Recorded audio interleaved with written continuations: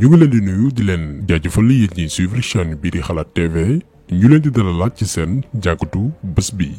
tey nag lañuy wax ci kaw Mansour Faye gis ngeen ni fan yi yëpp mi ngi def cinéma di jouer théâtre ba fi mu ne nii ñoo ngi ci coowal Mansour Faye wax na fii Ousmane Sonko tontu na fële maanaam détourné nañu ci li gën a am solo muy suñu milliards yi ñu ko dénkoon te mu war ci indi ay leeral.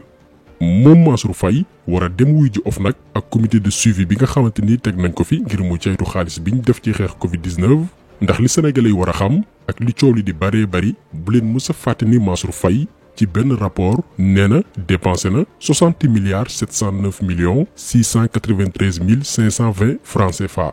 ñu wax ko ci wolof mu leer Mansour Faye nee na dépensé na lu toll ci juróom benn fukki milliards yu tegal juróom-ñaar téeméer ak juróom-ñeenti millions yu toftal juróom benn ak juróom-ñeent fukk ak ñeenti téeméeri junni yu teg téeméer ak ñeenti dërëm. nee na jënd na ci ay ceeb ak ay yeneen xeetu dund waaye itam fay ci transport bi ngir ñu mën ko séddale ci askan wi nga xamante ni ñoo ko yeyoo. nee na loolu la dépensé mais ci information gouvernement bi nee nañ fonds gi ñu jagleel dund geeg transport bi yépp 69 milliards la. mais lu mu ci mënti doon moom Mansour Faye dénkuñu ko woon lu ndaw te xamoon na xel ni tôt ou tard dina indi ay leeral wax ñu suñu koppar fan la ko dugal.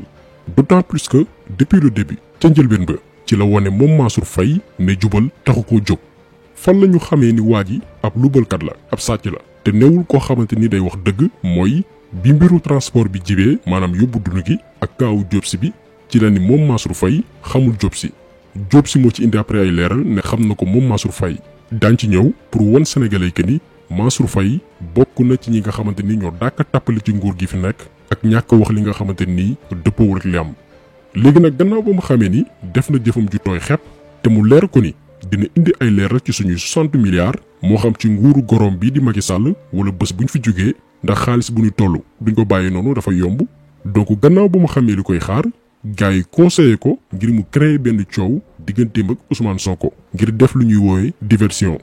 ñun amaana bu doon coow ak moom Ousmane Sonko kott duñ ci wax bu doon coowal politicien la duñ ci àddu mais duñ ko dénk suñuy milliards lànk ne du dem wuyu ji bëgg ko nag wutal lay bëgguñoo divertir ba fi mu ne nii waxatuñu suñu 60 milliards yi mu sàkkal pexe moom ak i xaritam mais foo tourné ci réseaux sociaux yi ñoo ngi naan ani audio bi fi mu ne nii coowu audio moo nekk buzz. te ci mbiru audio boobu noonu dañ leen leeral lu doy waar maanaam lan moo tax Mansour Faye sàkku ci Ousmane Sonko jox ko autorisation ngir mu publier audio bi mu wax ni Ousmane Sonko moo ko def. lu garaaw moo am ci mbir boobu noonu daañ ko leeral ci jàngatu tay bi pour wal leen nguur gi lan lañu capable. temps bi nga xamante ni ñu ngi koy jël di lijjanti lu amul bopp amul genn buñ ko defoon ci tey sénégalais yi réew mi dépassé na fi mu tollu tey mais souvent ñoo ngi ci mbir yoo xamante ni tout tànk yi sax dépassé nañ ko. tey ku mel ni Mansour Faye boo ko déggee muy wax danga naan kii naka la ñu sàgganee ba mu nekk ministre ci biir réew mi lenn moo ko tax a yor ndombal tànk ci biir réew mi mooy ngoro gu neex. mais dañ leen woon ci vidéo bi naka la Mansour Faye depuis bañ ko dénkee suñu 60 milliards tappale gi mu nekkee ba fi mu toll nii indeegu ci lu leer am ñu koy xelal ngir mu jéem a manipuler doomi aadama yi lal ko ci wax lu dul dëgg waaye itam diversion maanaam war a wax ci aali kala gi di sulu yeneen boot yoo xamante nii ça n'a rien à voir ak fi ko Sénégalais yi di xaar.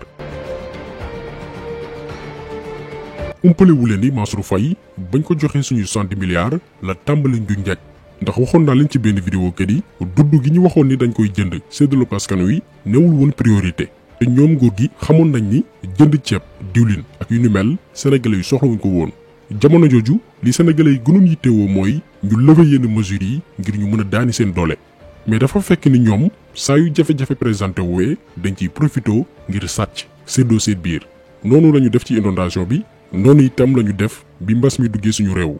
bërki démb collectif des médecins contractuels ñoo def benn grève ndax lan mois de juillet lañ leen gëj a fay pour wal leen ne rek ñoom Covid bi mosul nekk seen priorité mosul leen tere nelaw bañ na ko ba investissement yi ñu ci def fépp fuñ ciy dugal seen xaalis ne dañuy xeex mbas mi mooy secteur yoo xamante nii. dina am ñu ci gagné ay marché te bokk ci ñoom maanaam gën a mën a luubal ay milliards yu bëree bëri. noonu la Mansour Faye def jël benn partie ci marché ceeb bi jox ko benn libanais boo xamante ni en une semaine lañ ko def milliardaire jox ko ñaari marché benn bi di 9 milliards 625 millions beneen bi di 8 milliards 250 millions ci yan conditions moom Mansour Faye rek moo ko xam. ñu ne déetawaay mu jël Diop Sy mi nga xam ni ay oto mbalit la yor ngir mu transporter dund gi fay ko presque 1,8 milliard ndax lan Benno Bokk Yaakaar la bokk. te moment boobu noonu transporteur yi yor camion ci Sénégal dajaloo nañ ci benn mbootaay ne ñoom mën nañoo yóbbu ceeb bi gratuitement nguur gi carburant kese lay jënd Mansour Faye bañ ni ñoom dañuy fay dañuy yàq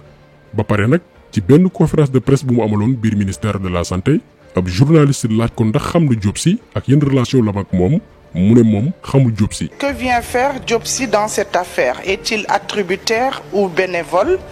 L'appel d'offres est lancé avant ou après la proposition de mise à disposition gratuitement de camions par des transporteurs pour l'acheminement des denrées. Moi, je ne connais pas Diop Sy. Moi, je ne connais pas Diop Sy. Moi, je ne connais pas Diop Sy. Mais Diop Sy ci boppam moo ko weddi ne xam na ko moom Mansour Faye d'ailleurs xaritam la mi ngi ko xamle gannaaw ba ko Maïmouna Ndour Faye dalalee ci émission bi nga xam ne mooy l'invité de MNF. Mansour Faye du sa xarit. mais sama xarit la waaw sama xarit bu baax a baax sax sama xarit la lan c'est interdit boo dama am xarit. non dama doon leer la parce que moom tey dafa ne xamu la. kon ngeen gis ni depuis le début Mansour Faye lum la wax comme yàlla ak yàlla jàpp na ni la meilleure façon pour convaincre sénégalais yi mooy wax lu dëppoowul ak dëgg. léegi nag gannaaw ba ko Guy Marius Sagna porté plainte OFNAC moom ak Diop Sy pour conflit d'intérêt parce que yoonu Sénégal mooy tere ñu jël marché public jox ko amee ndombal tànk ci benn ci institution wu état ci la Mansour Faye daal di tiit ne Diop Sy sax gañewul marché transportu ceeb yi maanaam léegi waxatul ni xamul Diop Sy parce que Diop Sy weddi na ko ndax am na ñoo xamante ni yàlla bindee na leen noo xamante ni mënuñu wax lu dul dëgg Diop Sy peut-être noonu la ko yàlla bindee léegi Mansour Faye xam ni foofu échoué na mu ne waat Diop Sy musul gagné marché transport ceeb loolu mi ngi ko xamle ci émission Grand Jury. Mais je peux vous affirmer et assurer maintenant aujourd'hui que M. Diop Sy n'a signé aucun contrat de prestation avec le ministère du Développement communautaire. Aucun. Vous ne verrez pas le nom de Diop Sy dans les contrats de prestation. C'est ça la réalité. Mais Diop Sy ci boppam moo ne ci émission jotaay bu Ahmed Aïdara dajaloon ak yeneen transporteur ñu dal di ko jiital moom Diop Sy ba mu gagné marché transport u ceeb yi. dañu ne mun ngeen fédéré ñëw bokk mais ci responsabilité kenn lay nekk parce que état tamit mënul nekk interlocuteur u 200 wala 300 transporteurs en même temps mais bu ñu waxee ci appel d'offre bi ne boo leen fédéré yéen ñi nga xam ne mun ngeen déggoo moo tax man la man ñi ma déggoo laawoo est-ce que dégg nga sama wax. ne leen damaa bëgg ñu ñëw ñu dem dugg ci transport bi comme ñeneen ñi ñu ciy duggee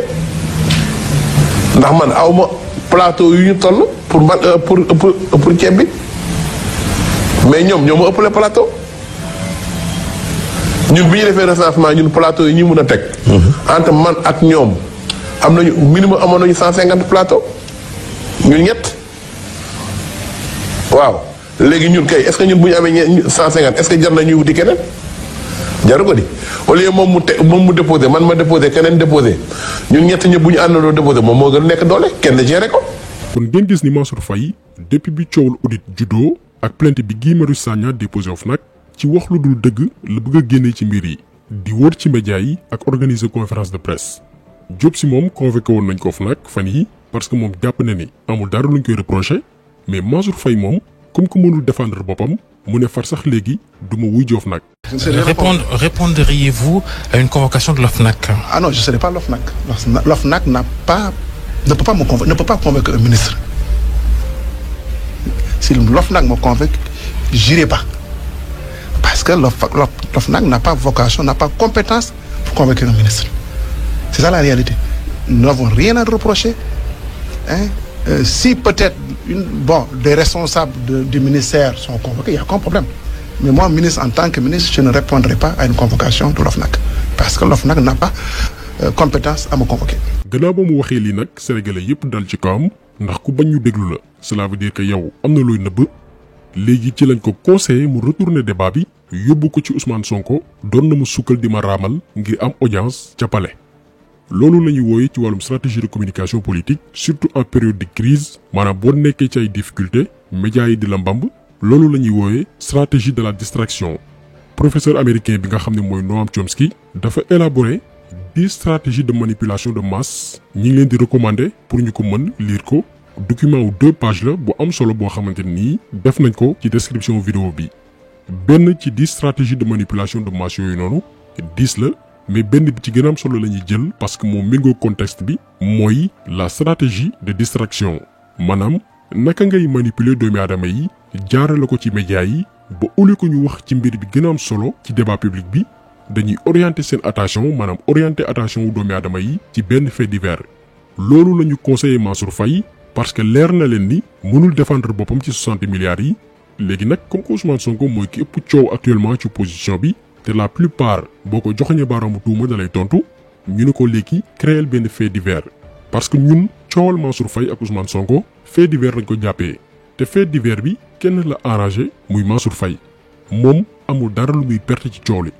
moo tax bi Ousmane Sonko tontoo ne musuma ñaan audience le lendemain ci ëllëg sa la Mansour Faye organiser conférence de presse lépp dañ ko planifié pour ñu fàtte débat wu 60 milliards yi te bu ngeen seetloo même ci conférence de presse bi Mansour Faye bi yoon dañ ko conseillé mu gën a woyofal kàddu yi maanaam au lieu que mu ne du ma mës a wuy ji OFNAC ci benn ton bu ferme comme ni mu ko defee woon biñ ko invité woon RFM parce que moom aayul ci wàllum communication mais ñi koy conseil en communication dañ ko ne bi yoon bul wax du ma wuy ji mais neel bu yoon mayee OFNAC prérogative bi dinaa dem wuyu. mais am na beneen boo xam ne ngi tudd OFNAC président de la République moo ko créé pour maanaam bonne gouvernance mu gën nekk réalité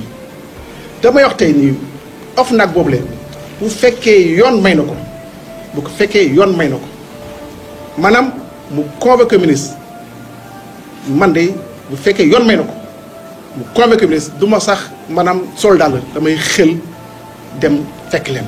ba ci noppee nag ci la tontuwaat Ousmane Sonko yor naa benn audio boo xamante ni moom Ousmane Sonko moo dëggal ni mës na koo ñaan ngir gisanteeg président. waxtaan boobule moom ci boppam am na benn élément sonore moom moo ko def am na te fan yii passé loo ko def te ci biir élément sonore boobule moom ci boppam nangu na ni audience bi am na wax na kañ la ak wax na ku ko fekkee loolu nag comme yoon may ma man ma génne ko dama koy ñaan moom ci boppam bu mu autorisé ma bu ko bu fekkee bëgg na ko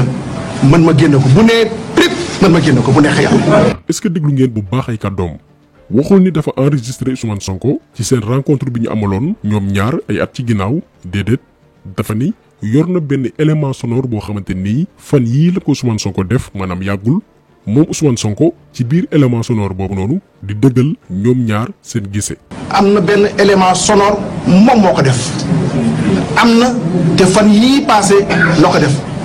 léegi audio boobu noonu ban xeetu audio la loolu mooy question bi et lan moo tax Mansour Faye di laaj Ousmane Sonko autorisation ngir publier audio bi loolu mooy la véritable question te ñu bari bàyyiwu ci xel bu dee élément bi am na ban caractère la. loolu nag comme yoon may ma man ma génne ko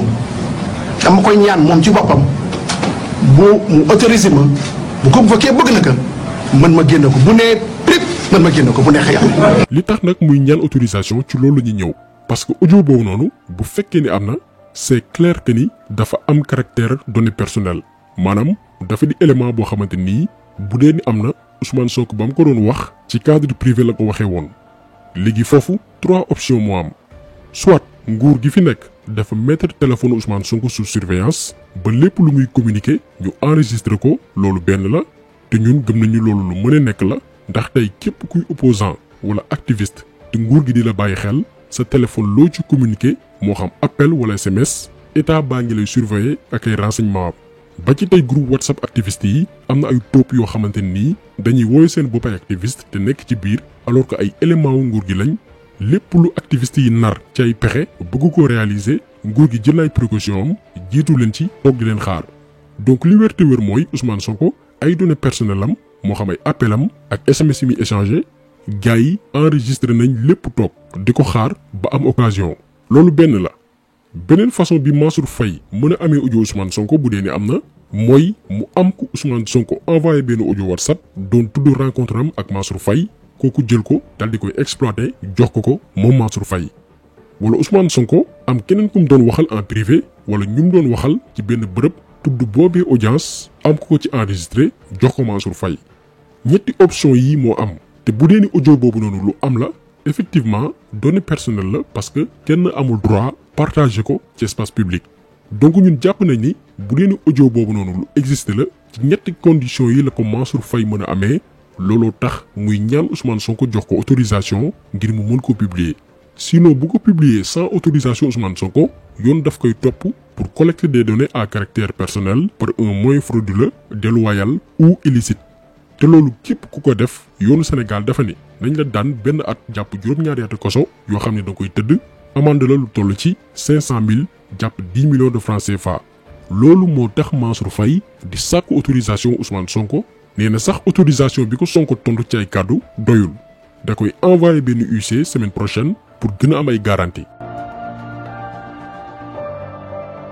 mais ñun loolu lépp amaluñu solo parce que comme niñ ko waxee stratégie de manipulation la boo xamante ni Mansour Faye ak ñi mu àndal réussir nañ ko ndax depuis bërki démb mbiru audio bi mooy def coow kon Mansour Faye li mu bëggoon am na ko moom amul dara loo xamante ni dina ko perte ci coow li xëy na bu amee ku ciy perte Ousmane Sonko la ndax comme que Mansour Faye wax na benn yoon mu tontu ko mu waxaat mu daal di koy tontuwaat ëllëg bu Mansour Faye waxaatee ci moom il est dans l'obligation moom Ousmane Sonko ngir tontuwaat ko ndax bu noppee rek dafay mel ni day dëggal kàddu Mansour Faye moo tax parfois le silence est une arme surtout en politique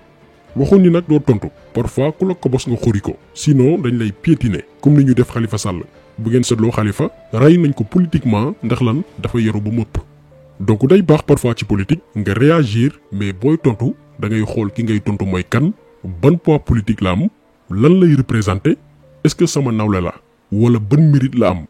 dañ leen di jox ay histoire politique ay exemple bu ngeen seetloo en 2009 Ousmane Tanor Dieng bëggoon nañ ko invité benn débat boole ko Karim Wade pour que ñu wax ci mbirum OCI débat bi mi ngi waroon am Walf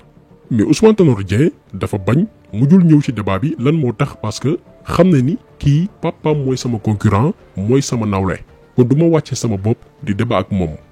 exemple boobu noonu sori na mais bu ñu jëlee lu yàggul dara Barthélémy Diaz bëggoon nañ ko booleeg débat ak Abdou Karim Fofana